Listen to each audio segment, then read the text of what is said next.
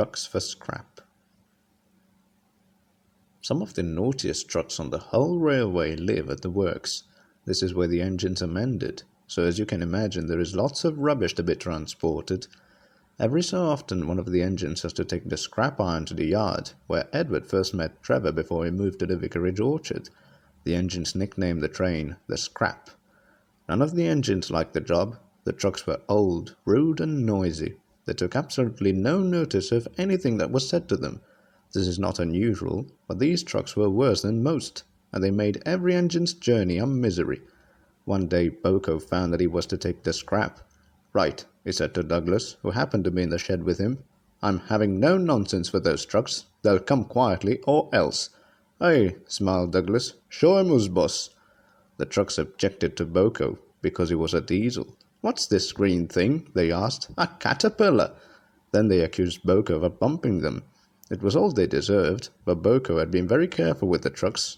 Finally they pretended their brakes were still on and screamed horribly when BoCo tried to move them.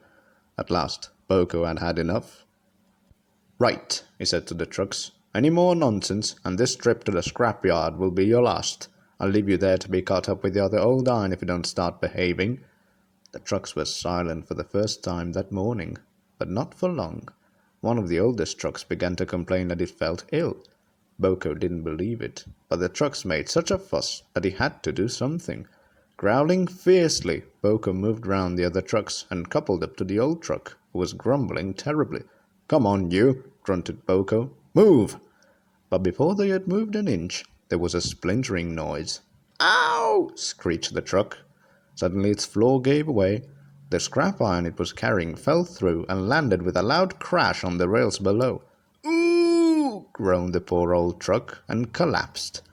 So BoCo really did have to leave a truck to be broken up for the next scrap train. The other trucks were very worried, as they didn't want to be turned into scrap.